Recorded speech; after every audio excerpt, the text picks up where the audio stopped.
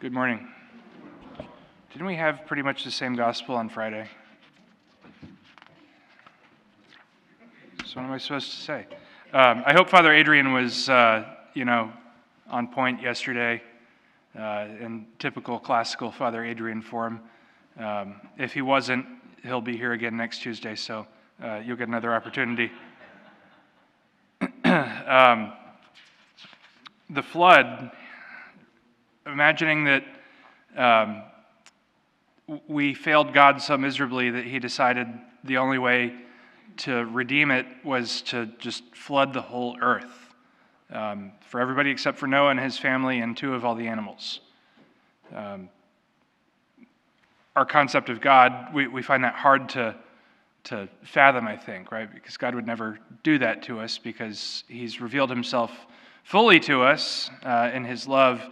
But in these early days of Revelation, it was understood, okay, man, you screwed up too many times. So we're gonna start over. We're gonna go back to just one family. We're gonna have all the animals, and then we're gonna overcome your brokenness and sinfulness. In baptism, we're washed clean with the waters, just as the flood waters washed clean the earth. And so we recognize, and I guess we could even see in the gospel here the fact that Jesus is using his own spittle to heal this blind man. That water again, that regenerative water that restores us and that gives us life. So we have to reflect, I think, on our baptismal promises. What are our baptismal promises? We say, I believe in God the Father, the Son, the Holy Spirit. I believe in the Holy Catholic Church. I renounce sin. I reject Satan and all his empty promises and all his allure and all his pomp. But what does that mean for me in my daily life? To reject evil, to reject the devil, to reject the pomp that the devil offers us, and to profess our faith in the triune God and in his one holy Catholic and Apostolic Church.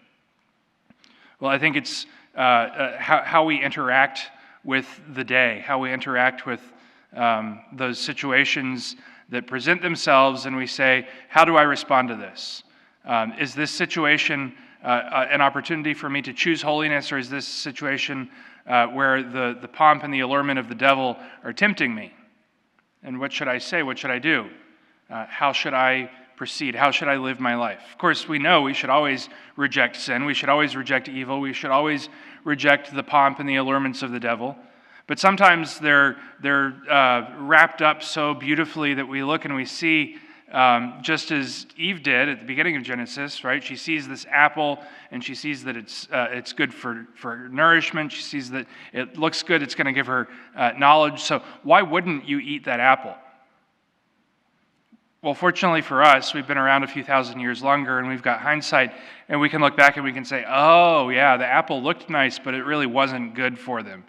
Or we can look back and we can say, oh, yeah, do whatever you want on earth, but if you mess up, God might send a deluge of water and just completely cover the earth and bury everybody and start over again. Then, of course, we think to ourselves, well, no, God's not really going to do that.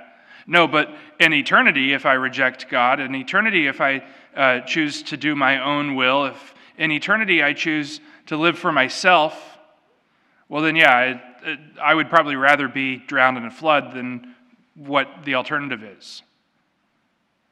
And so each and every day is different situations, different circumstances, different people, different opportunities. We look and we say, how do I choose to do good?